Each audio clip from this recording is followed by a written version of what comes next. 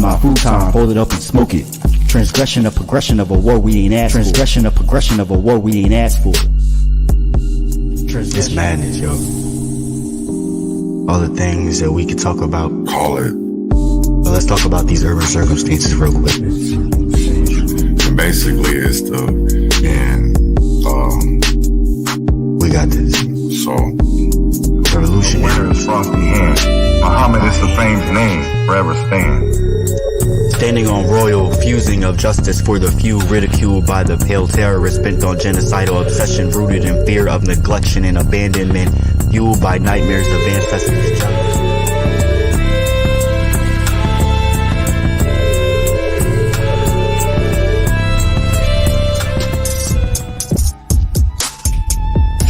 because at the end of the day, I still want to be able to I don't dislike George Washington. The kind of friends I think all friends should be like my friends. My friends are the kind of friends I think everyone needs.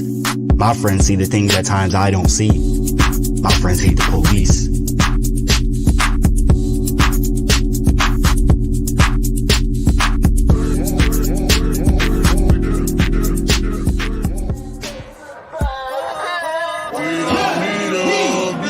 What has changed? Are deemed the criminals, and the blacks are deemed the criminals. Shut up and help. Reflection ain't nothing but the inner child trying to see you. You gonna look? You gonna pick up that book? Lord, keep me far from the faith. Guide me through night and day. Teach me your ways. Show me the righteous way to sway. Lord, can you teach me, please? Show me the way, I'd say.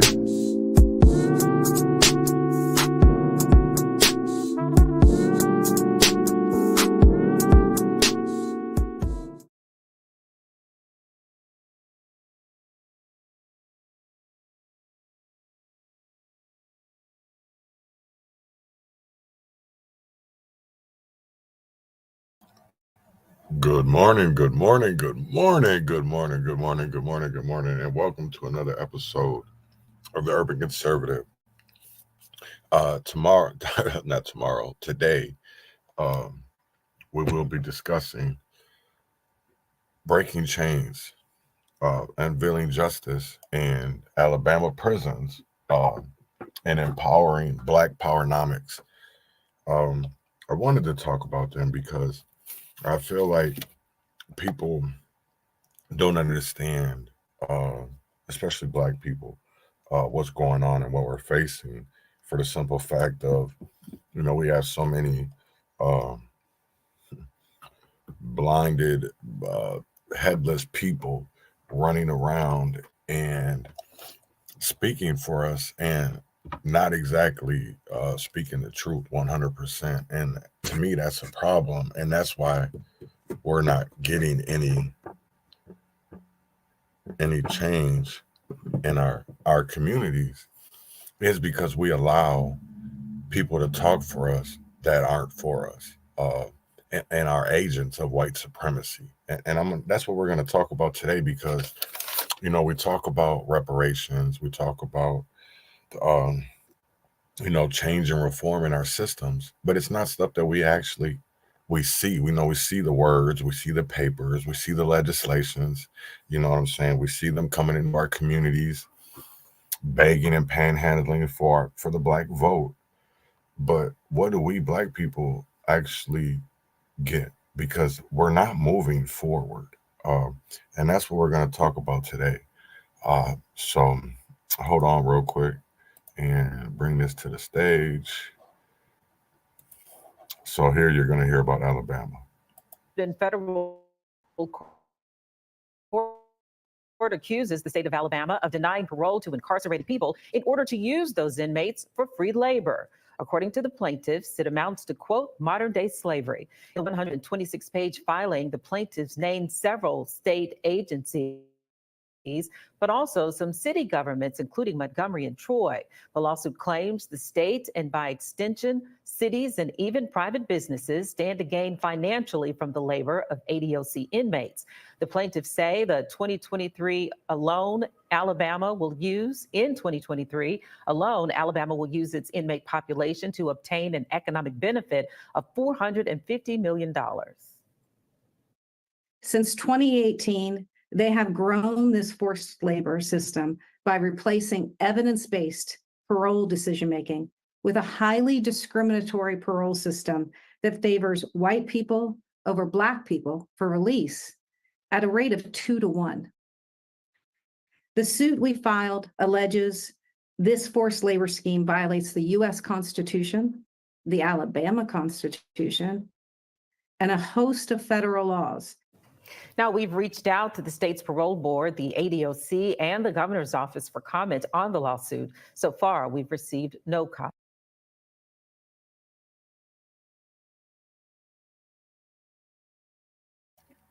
So far, they have received no comment. No comment. And I want people to understand, because Minnesota does the same thing. You know what I'm saying? Minnesota sits here and does contracts. MNCOR, if you don't believe me, Google MNCOR. Google MNCOR and see the business relationships that the Minnesota Department of Corrections has with Walmart, right? With Dollar Tree and the balloons. Because when you go get a balloon, right, from, let's say, Dollar Tree, Walmart, you know, them cheap ass balloons, where do you think they come from? They got to be packaged somewhere.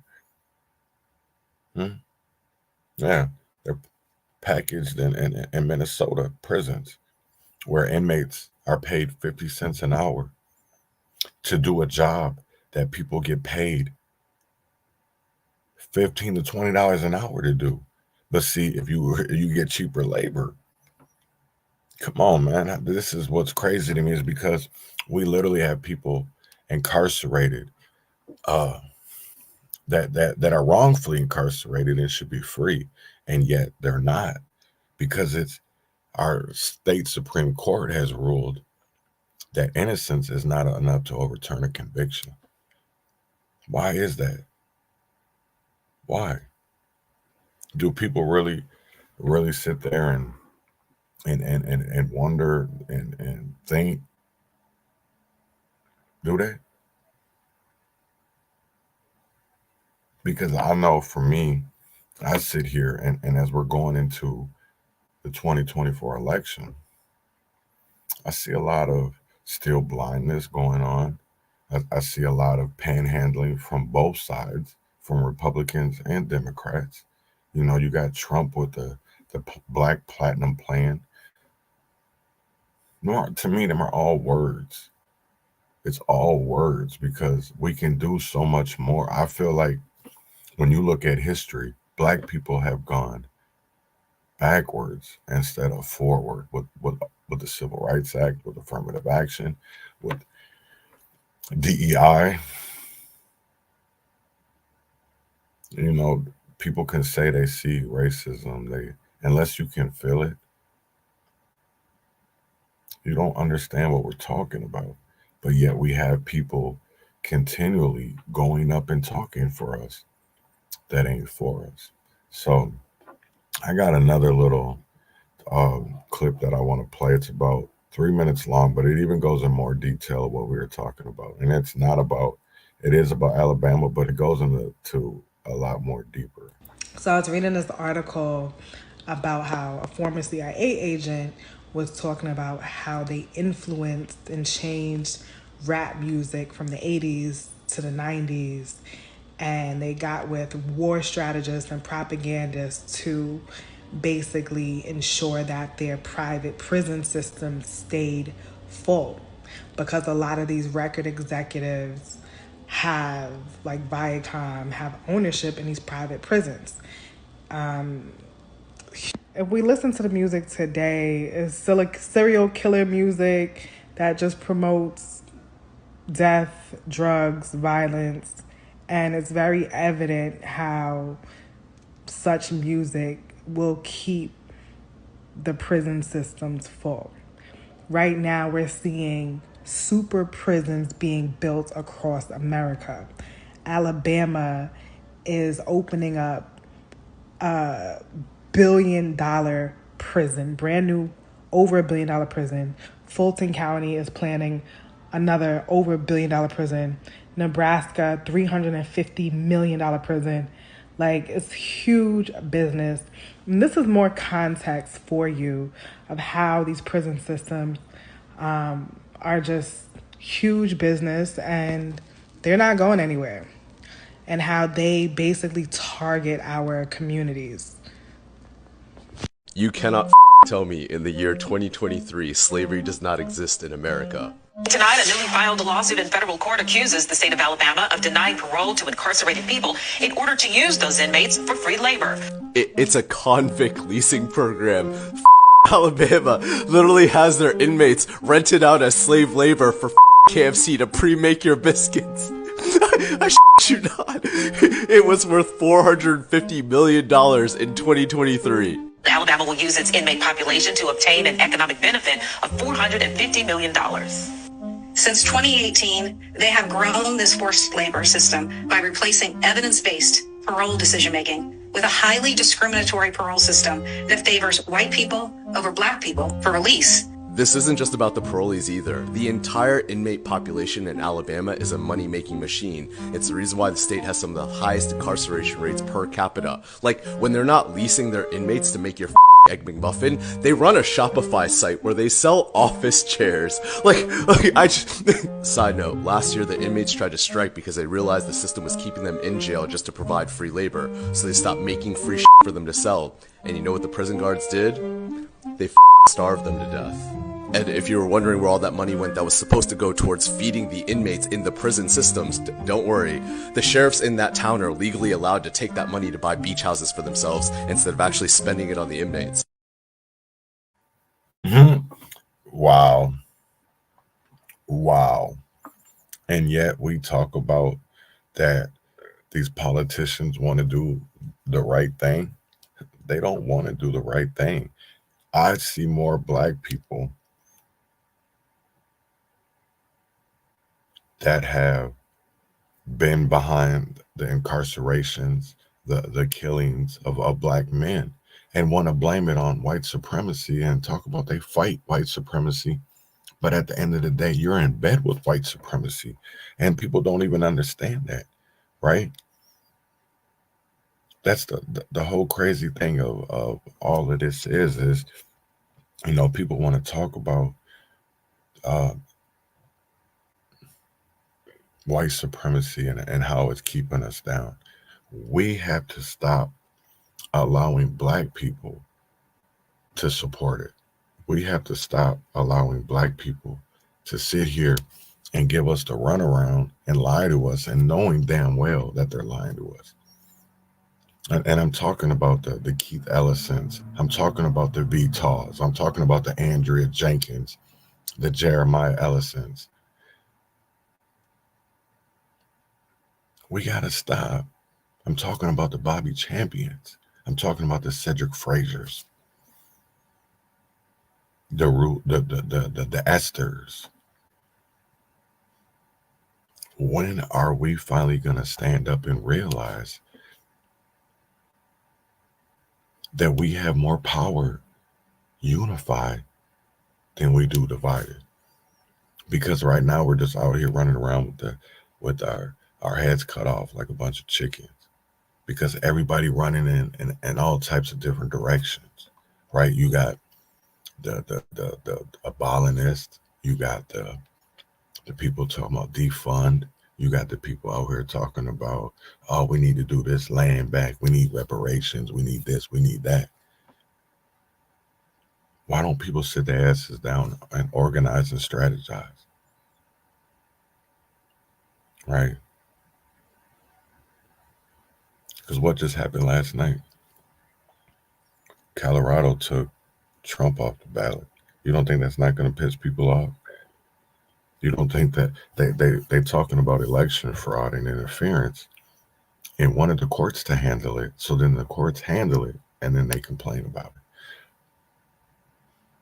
At the end of the day, I could care less, because there's nothing that Trump is going to do. There's nothing that Biden's going to do. There's nothing that DeSantis is going to do for us Black people. It's going to come from us standing up, speaking up, and calling it out for what it really is that everything that goes on makes money in our community. The violence, the carjackings, the homelessness, the school truancy, all of that shit makes money. Because if it doesn't make dollars, it doesn't make sense. Why do you think they allow them to bring the guns and the drugs in? Because at the end of the day, America gets a kickback off of all of that in numerous ways, because they get it from the consumer when we're out here selling it, right? And then they get it when people get locked up for it, because they make sure that they keep them incarcerated. They make sure that they're able to get that cheap free labor.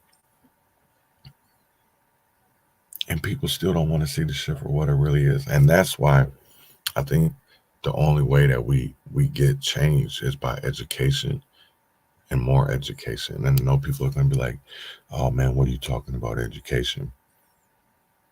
Because everything, we literally have to, literally to reprogram, deprogram and reprogram, right? Because of the simple fact, we've been indoctrinated so bad our whole lives that literally everything that we've been taught is half truth, half fairy tale. Or they write it to a way that makes it work for them. And yet we don't call it out. Because how many more Emmett Tills do we need to have? How many more George Floyds, Rodney Kings? How many more Anaya Allens? How many more journeys? How many more babies just out enjoying their lives? Maybe they're at the playground and yet they lose their life. Over what? Over stupidity. Over something that America, our government, has literally indoctrinated in our people. And I'm going to say that, our people, because the ones that didn't sell out, they're not here no more. Our government got rid of them, right? The CIA, the Alphabet Boys, the DEA, ATF, FBI, the DOJ, but yet we literally, you know what the crazy part of it is? We're so quick. We always want the DOJ to come in, or the FBI. We always want Big Brother to come in. Really? Big Brother is the problem. That's what people don't understand. We literally, what consent decree has actually worked in a community?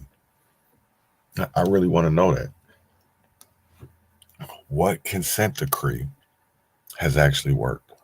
What legislation have they written that has reversed mass incarceration, that has actually freed innocent people? Because even, you know, what's crazy is Marvin Haynes, it's been almost 10 days since he was let free. Amy Klobuchar still hasn't said nothing, even though the courts found that there was misconduct done in the prosecution. She's still a sitting U.S. senator. And that's crazy to me. The courts found that there was official prosecution misconduct, and yet she's still a sitting U.S. senator. Amy Klobuchar. Is that what our justice system looks like? Because it's crazy as hell how the courts have found that there was misconduct in Marvin Haynes' case when it came to the prosecution, but yet nobody's beyond maybe the state of Minnesota paying for their wrongs. What else is being done? There's no accountability, because if there was accountability, they would look at all of Amy's cases, not all of them, but a majority of Amy's cases, and seeing if she was doing misconduct or not, because it's a pattern. It's a pattern that these people have done for years. And the crazy thing of it is, we allow the Mary Mortaries, we allow the Mike Freemans, the Jacob Frays, because at the end of the day, they have people in our community like the Jerry McAfees, like the Shiloh Temple, like the Clarence Hightowers, the Vitas, the Lisa Clemens, right? They have those type of people that will literally, they give them grants, they give them, make sure that they give them money, regardless if it's through the church, regardless if it's through their LLC, regardless if it's through their nonprofit. They make sure that these people get paid. They make sure of it, because at the end of the day, as long as you have the cornerstone of that community, you have the voters. And that's what people fail to realize, right? When these people went out and were promoting and campaigning for a strong mayor, it was only so that the government could have more power. And what happened? More power. Because at the end of the day, literally, Marvin Haynes shouldn't be the only one that's free right now, because the 4 that they have locked up for the officer Jerry Half, free them young brothers, please, and go get the real killers. Go get the real killers. Philip Vance, free him. Timothy Magruder, free him. Robert Davis, free him. It's crazy when there's all of this evidence that shows that they had nothing to do with the shit, and people are still locked up behind bars. Because our legislation, our legislator, our system allows for it to be that way. And because we're too undereducated to understand, we sit back and do nothing. We sit back and do nothing and allow these young brothers, these young sisters to get thrown away and forgotten about. Because if we don't have money to fight, what do you think happens? And then when you do got money to fight, you still get fucked over. You know, it's crazy, because I was listening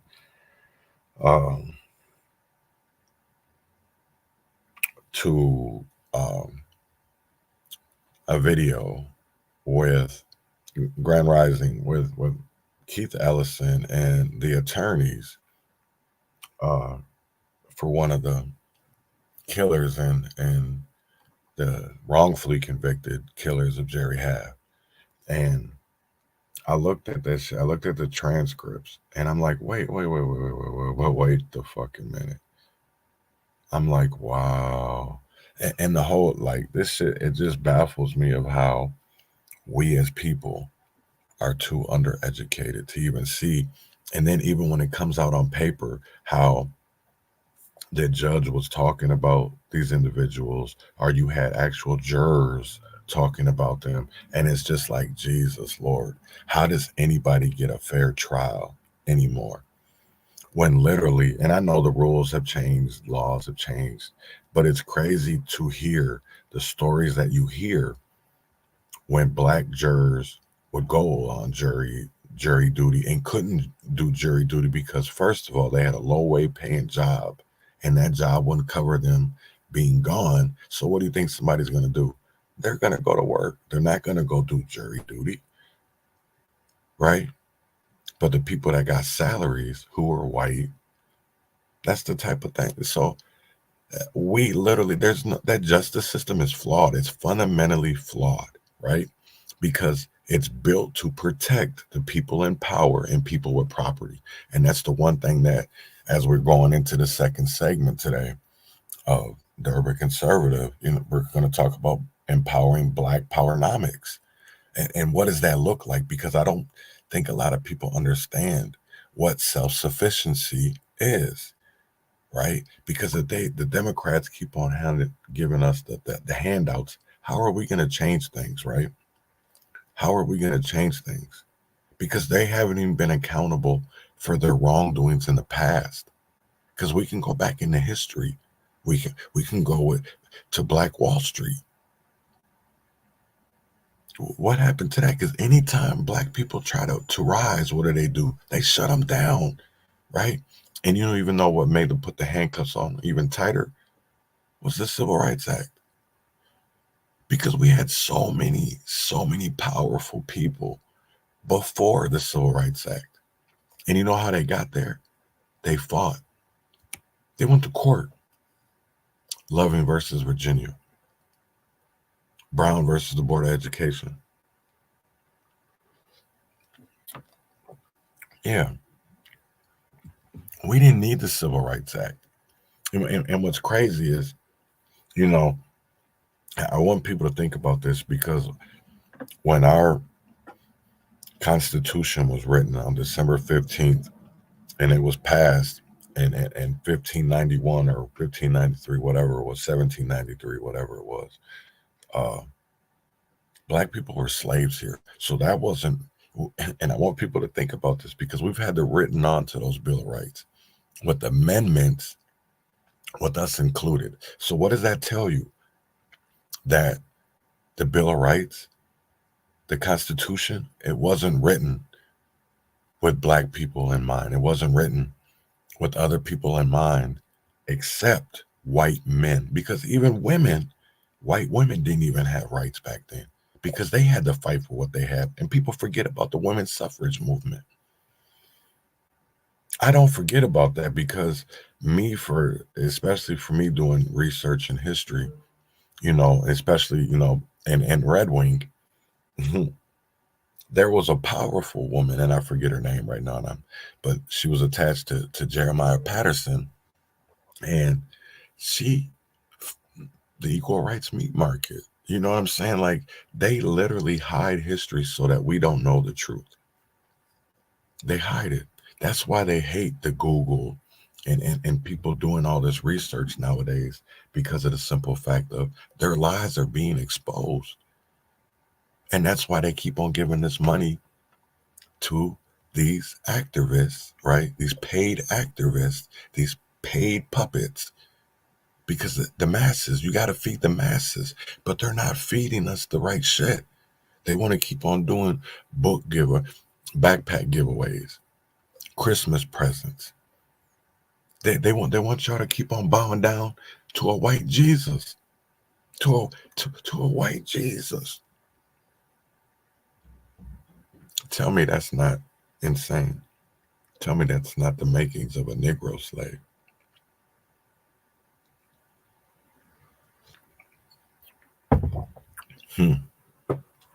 Think about it. So, as we get into this, empowering Blacks, Powernomics, I don't know if a lot of people have heard of Dr. Claude Anderson. Dr. Claude Anderson is an author. He talks about Powernomics and what Powernomics looks like and what it is. So I really want to, and it shocks me that a lot of people don't know about him, because he's about self-sufficiency. And I don't think a lot of people understand what self-sufficiency is and what it looks like. So if you've heard of Dr. Claude Anderson, congratulations, because he is a very smart and intellectual man. So let's get into it and let me shut up. White wealth. And he is also president of the Harvest Institute. Dr. Anderson, thank you for joining us on this edition of the Journal. Well, Daryl, thank you for having me here. The Harvest Institute is a Black think tank that has as its goal the reforming of American public policy as it relates to Blacks. That's correct. What we want to do is get about the business for the first time in the history of this nation, design a policy that is strictly devoted to the economic and social reform of Black America by giving them a national plan that would be proactive in resolving some of the major impediments and conflicts and developing broad racial strategies for dealing with white racism in this country. A major thrust in that direction is the release of your new text, Black Labor, White Wealth. That book is incredible in the respect that it destroys myths, long-held fallacies, lies, and illuminates history and factuality as it relates to the Black condition in America. And by that, more specifically, the institutionalization of racism is exposed for what it really is in American society. You kick over some sacred cows in this book, don't you? Yes, I do. And that was my primary purpose. What I wanted to do, Daryl, in writing that book was two things. First of all, I wanted to send out a wake-up call to Black America. And secondly, I want to prove three things. First of all, is that are Blacks in the predicament that we're in, and have we been in this predicament for 400 years because what's been told us, first of all, that it was by divine decree, or that it was genetically inherited, or was it really social engineering? And I went back and found out it's primarily social engineering, that Black folk in the predicament they're in because of social engineering. And what's happened to us all this time, Daryl, is that we've got locked into the lowest status of a no-win monopoly game. That means that we've had wealth in this country redistributed or maldistributed based on skin color, going from the lightest to the darkest, lightest, yellow, brown, Black. And the wealth has been skewed. So what happens in this country now is you got the white society controlling almost 100% of all the income, the wealth, the resources, the business, the corporations, the privileges, and all levels of government. And therein lies the problem. That's your Blacks. problem. And the issue is race and resources. And Black folk don't have the wherewithal to change their conditions. And the reason that they have not historically in America had access is because of the way as you point out in the book, the legal system has been stacked against us. The political system has been stacked against us. The access to real property, wealth, money, land has been prohibited by law. That's right. Supreme Court has been used as an instrument against us. And it's still being used as an instrument against you. Explain that. Because initially, when the Constitution was written, all the Constitution did was picked up the old public policy that had already begun on Black folk. When Black folk first arrived in this country in 1619, there was approximately 20 Blacks. By 1634, the Maryland colony came into existence. That time you had about 40, 45 Blacks in the country. By 1638, something very profound happened, Daryl, that every Black person in this country needs to understand. Something very, very profound. What happened in 1638? The Maryland colony put out its first public edict. And what that edict said is that Black folks shall never enjoy the fruits of white society. That is very key to what's been happening to you for 400 years. And that is written and established in American code. That's right. Codified as law. That's right. And between that point, let's say for about another 20 years, for instance, the European colonies were putting pressure and hey, we didn't send you to America to have a good time, just enjoy yourself and sit back and relax. We sent you to relax. We sent you to America to produce some wealth, some resources for our European, continent. And most of the colonies were sending letters back saying, hey, we can't do anything in this country. We don't have the wherewithal. It would take us a lifetime to clear the forest, to move the bricks, to get rid of the snakes and rocks. And we need a labor force to do it. And at that point in time, the white society knew they had a need. So what happened, they brought together a very strong sense of community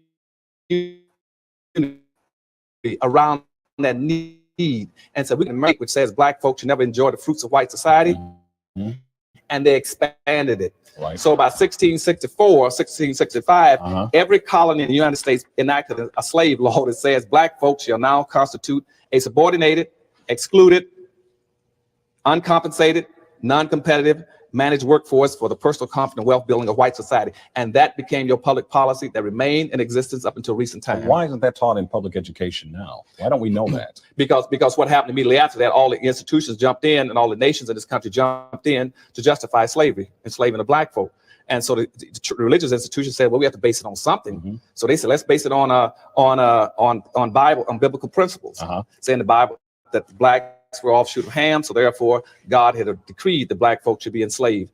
And that stayed in effect for about maybe a couple of hundred years, about 100 and some years, and all of a sudden they moved over to the biological and said, well, Blacks are just basically biologically inferior. So from that's what the bell curve is telling you about now. And the bell curve, of course, is the controversial book assaulting Black intelligence as genetically inferior. That's right. As the author alleges. That's right. Is the case. That's an extension of the original public policy that was put into place back in the 16th century. As an extension of that public policy, I think the key here is public policy. What you've talked about and outlined in very brief form is how public policy has been designed in this country around the suppression of a singular racial group. That's right. I want to deal with some definitions. Okay. Public policy was used to the extent that Black people would be suppressed. Coming forward in time, Blacks thought that the great salvation of the race could be summed up in one word: integration. Is that true? Yes. Let me go pick up that public policy, bring you up to that.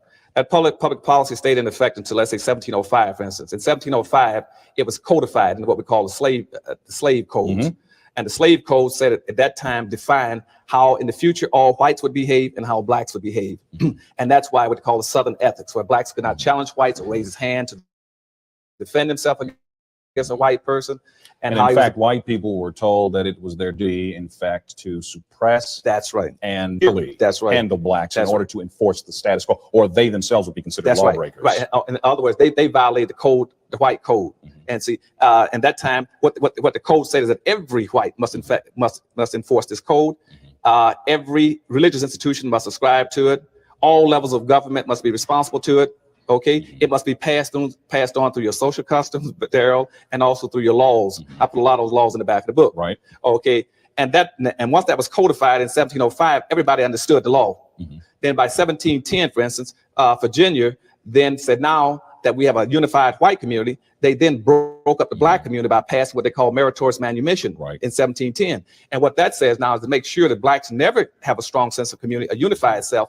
We will grant meritorious manumission. That's why all these southern states had meritorious manumission laws to any black who goes against his own people. Which in effect said that black could be freed. That's right. To enjoy rights and privileges in the society for becoming traitors to their own race. Right, as a free black. Mm-hmm. But they would never could be comparable to a white. Right. So when that law was passed, then we found that a black could be rewarded for squealing another black, what we call crabbing. Mm-hmm. And out of a possible 150 so-called insurrections or revolts, slave revolts, a black person squealed in every one of them. Damn, that's crazy as hell to hear that we have always have prevented progress, right? Because, and again, it's the makings of a Negro Christian and the makings of a slave, and it's indoctrinated into us, and it's something that I go back again, and what Malcolm used to talk about is the house Negro and the field Negro. You know, that the house Negro who felt like they were a little bit better than the field Negro would do anything for massa, right? Because that was their house. They felt like that was their house, right? So of course, who gonna treat us better than Massa Lee? What the fuck you mean? Who gonna treat us better than Massa Lee? Us, nigga. What you mean? Like. You know what I'm saying? But that's why Harriet Tubman was saying, sometimes you just got to be comfortable with leaving people behind, right? Sometimes you just got to be comfortable with leaving people behind because people don't fully understand. And that's what we're having, because that's why I say, if we can't progress in the future without knowing how we got here, right? And until people, but they want to get rid of that, right? And that's what CRT is. That's what critical race theory is, because don't no schools teach that. And Reverend Tim Christopher, if you're listening, that's what I'm talking about, because you don't see schools talking about that. You don't see schools talking about how the wordage changed over time and how it's changed over time to still be against us, regardless of the era or the generation. Until we get rid of that system, we're always going to be last. I want people to remember that we're always going to be last until we change the system, we abolish it. Okay, and he was rewarded for squealing on blacks. That's where you get the crabbing in the black society. Which is why there was virtually never a successful black That's revolt. Right. But see, and that kind of a system was never used against any other group in this country. No other group, Chinese, Hispanics, or any other group. Well, you make a strong case in the text for the singular selection, the purposeful separating out of people of the black race for this kind of treatment on this continent. To make sure there was never a strong sense of community, because the strong sense of community was a threat to the white society. I remember that public policy said you should be non-competitive. Mm-hmm. And as a matter of fact, the only monument right now in this country that I'm aware of that even recognize and honor the black for being that kind of a black still in existence up in Harper's Ferry. You know where John Brown had his raid that night? Sure. If you ever go up there right outside the hotel, there's a big brown box there. And there's a big monument carving to the black slave who jumped off the porch the night John Brown's troops entered the town, and John Brown killed him. The town erected a monument to the Sambo, saying this is the kind of black we like. Going from the historical codifying of suppression of blacks to the point where we had a civil rights movement in this country. The first civil rights movement is not the one that gets talked about very often. In the book, you talk about the first time blacks were freed, and you talk about how that freedom was really an illusion. What do you mean by that? Why weren't blacks free after they were emancipated following the Civil War? Because first of all, what they gave blacks was three things. First of all, they set him free, and secondly, they gave him a supposedly due 14th Amendment due process and a right to vote. And but those things had no power attached to them. Blacks could not protect themselves with that, because see, everything in the society was based on your ability to be able to take care of yourself. And so blacks were set free at that time, naked, penniless, ignorant, defenseless, without clothing, animals, livestock, land. And so they were abandoned. And you gave them civil rights and the 14th Amendment. He couldn't use them. See, first of all, let's take the 14th Amendment, which is now the ones we hear a lot about. Between 1866 and let's say the 1900s, that 14th Amendment was used 319 times. Okay, out of that, 314 times was by corporations, not blacks. Blacks used it about 4 to 5 times, and guess what happened? They lost every time. Blacks never used the 14th Amendment until 1954. But all major corporations use it. That's when you hear about corporation now being an entity, a person. Or a person. They used that 14th Amendment was given to blacks, they gave it to the corporations. And what they did, and immediately in 1870, they took blacks' rights from them. Okay, because they didn't have any power. So once again, the rights were basically suppressed. They were just suppressed. That which had been written into law was now effectively thrown out because blacks couldn't protect themselves. They had no power.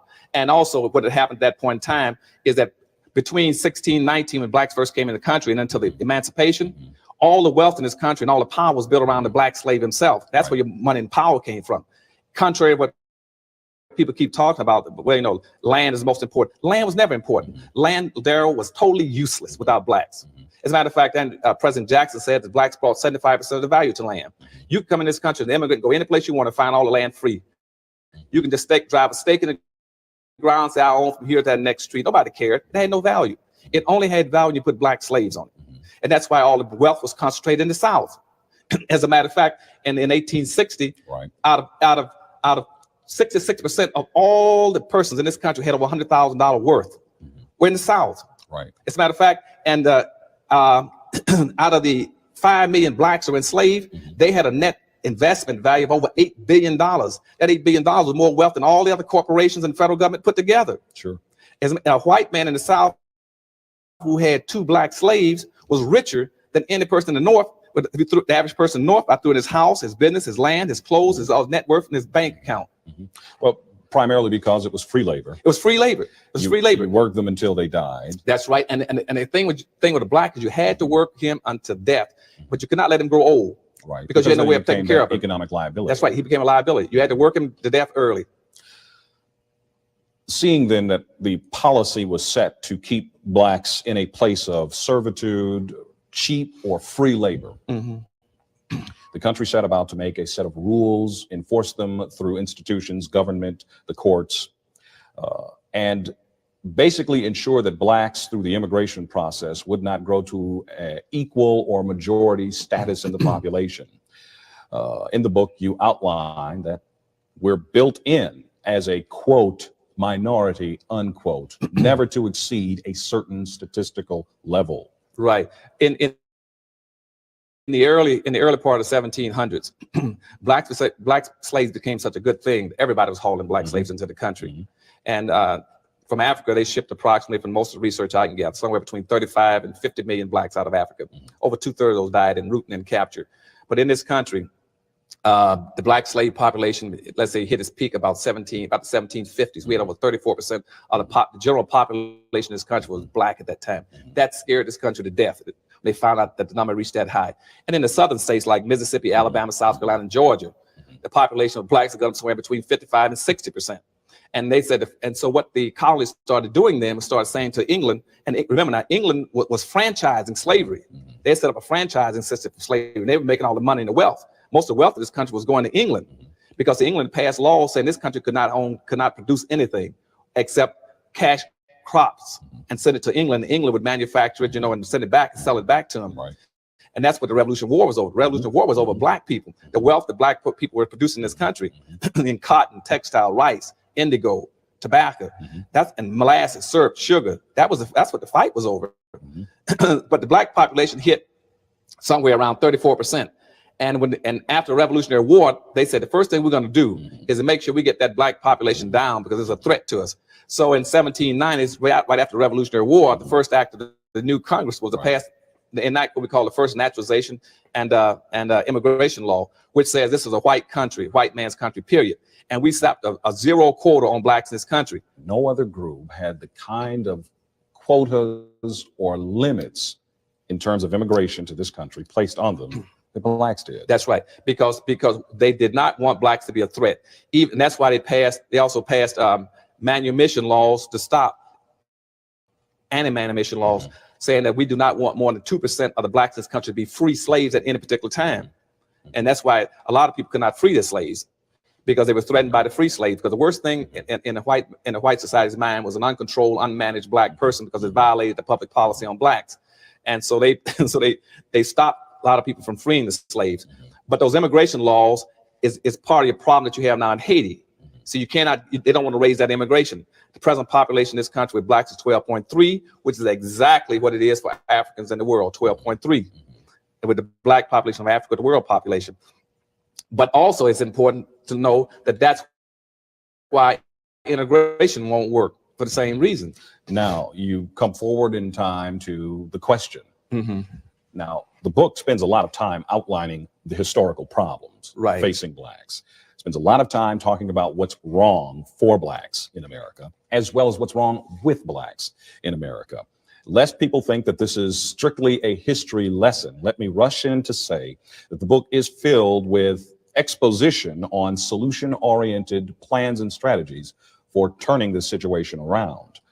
It doesn't necessarily call for violent overthrow of the government either. No, we don't do that. It is not, and let me ask you this question, it is not an assertion of socialistic or communistic principles, is it? No. See, the basis of the book is saying that black people's future is in their past. You have to understand. And secondly, from my perspective, see, I've never had any inclinations towards socialism, nationalism, any other ism. My only ism is blackism. In this perspective, that I want black folk, I see myself as an empowerment pragmatist, saying how do we get from where we need to go as quickly as possible to save ourselves, becoming a permanent underclass in this country by the year 2013. And one of the ways that you say will not work is integration. Okay, integration. Well, black people think that integration is the way to go, and white folk have thought forever. Liberal white folk have thought that integration is the way to go. Oh, sure. If I was white too, because I really got you boxed in now. See, because that public policy. Let me go back to that public policy again. At the turn of the century, that public policy was picked up by our organization, NAACP and Urban League. They saw it and they said, now we're going to come into existence and try to help black folk. What can we do? They were only permitted to help black folk in the context of the public policy. The public policy said black shall be a managed labor force. So the precepts of the Urban League and the NAACP was to help black folks find equal employment opportunity. See what I'm saying? And by the mid 1920s, Garvey and somebody said, hey, hold a second, how about some economic? And they said, no, that's out. And so we could never move blacks into starting their own businesses as a national public policy. So in the mid-90s, because again, law stipulated that blacks cannot have businesses compete with whites. They couldn't do anything that would bring profitability to blacks and take it away from whites. Either through they utilize legal and extra legal means to keep blacks out. In many cases where blacks, you see, nobody in this country is more qualified, for instance, raising tobacco and raising cotton than black folk, okay, and taking care of livestock. In many instances, they would even poison the blacks' livestock. They would burn his cotton, burn his wheat. So blacks could not, and that's why if you look in the back of the book, you see all kind of laws that says blacks should not compete with blacks in all compete with whites in a whole number of things. But by the mid 60s, what happened in the middle of the civil rights movement there was that, contrary to what's popularly taught, black folk didn't get free in the mid 60s. What happened at that point in time was that that technology finally caught up with that labor need for blacks. And for the first time, the public policy said, hey, we no longer need blacks to open doors and shine shoes and wash dishes and mop floors. We got technology that can do it. And when that happened, something very profound happened again to the public policy. And what they had to do then was say, the white society said, aha, now we got to change this public policy. So what they said is that now that we no longer need blacks, what we have to do is go into a new period called benign neglect, okay? Or callous indifference, or out of sight, out of mind. So then they said, so Monahan came up with a policy by the late 60s saying, or early 70s saying, it's time for us to move from focusing on black folk to focus on Indians, Hispanics, and women. But they also said what we must do in our new public policy is, first of all, make sure that all of our public policies at every level express no guilt for what has happened to black folk. Point one is pivotally important. Point two is that we show no responsibility or obligation to help blacks in any manner, okay? Which means affirmative action, anything else. Point three is to make sure nothing is done to transfer that wealth that I told you, that 100% wealth on one side of the sheet over to blacks, that never occurs. And that is what we've been locked into from the mid 60s up to today. But once again, the civil rights movement focused on integration. The civil rights movement said if we can move into their neighborhoods, if we can go to schools with them, if we can sit at the same lunch counters with them, then we'll make the breakthroughs we need to make to end this codified evil called racism. Because we had been pursuing, since that original mandate in 1638 excluded us, saying black folks should never enjoy the fruits of white society. That's been locked in our mind to enjoy the fruits of white society. So we want to integrate. But nobody else in this country ever wanted to integrate. What they want to do is assimilate. They've always had the option to assimilate by the second generation. The difference being? The difference being that they can move in and blend in. They can intermarry and blend in. And by the second generation, you can't tell who's who. Or they can have the option of setting up a little Haiti, or a little Havana, or a little Cuba, or a little whatever you want, or a little Italy. But black folks wanted to integrate, and integrate killed us for a number of reasons. I'll try to get these points in very quickly. One, first of all, integration is nothing but a new modified form of segregation.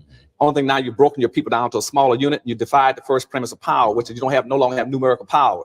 Now you're in little small groups all around large urban areas. That's point one that's going to knock our brains out. Point two is that the white society maintains what we call a racial balance, or what we call a tipping point, which says that I will accept black folk primarily at 0, but I will tolerate them anywhere from up to 5 to 8% of any given population. But the minute they cross that 5 to 8% population, it is no longer integration, it's now invasion, and I must take action against it. So I'll either take my kids out of school, put my house up for sale, move my business to the suburbs, or I will resign from the organization, okay? Because I'm not gonna let him get that dominance over me.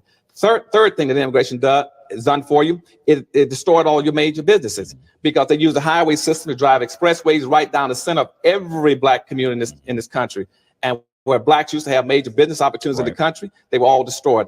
4, we find that also we got a major capital drain. There's a basic rule in economics which says you must spend your money in your community and make it bounce 8 to 12 times before it leaves. Black money never bounced 1 time. Black folk have approximately $300 billion passing through our hands annually. That money doesn't even bounce in our communities. There are other things that you mentioned in the book that are evils to black. Damn. If you do not know who Dr. Claude Anderson is, please go check him out. Like he says, we can't move forward without knowing the past. And I've always, I can't say always, but I strongly agree with that we can't move forward without knowing the past. And that's one thing that they've always tried to hidden from us. And it's crazy how everything that he stated that goes when he talked about redlining, gentrification, all of that has happened because of integration, something that we thought we wanted instead of being self-sufficient. And it's crazy, man, because I have, I started listening to Dr. Claude Anderson in 2021 through Dr. Boyce Watkins. And I gotta say, man, people really need to start listening and paying attention to what's going on, because the shit is by design, right? And when we talk about these things of that slave mentality, it's a way up here. It's up here, right? It's in our brains. So I want people to think about that. Also have a great Wednesday today. It is Wednesday, it's hump day, whatever they want to call it. We'll be back Saturday, Sunday, and then again Monday. So until Saturday, be easy. Please stay woke. And I'm not talking about that liberal woke either. I'm talking about pay attention, stand up, get up, stand up for your rights. Win or fail, freedom or jail, heaven or hell. Wish me well. Y'all have a great one.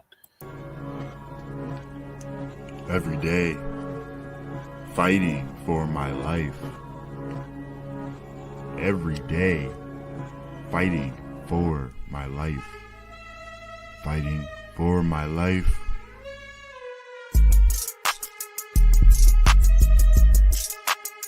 Fighting for my bread. Grew from the seed you thought was rot. I think not. Fire bred desire to rise above denial. To rise from former ashes to face new trials.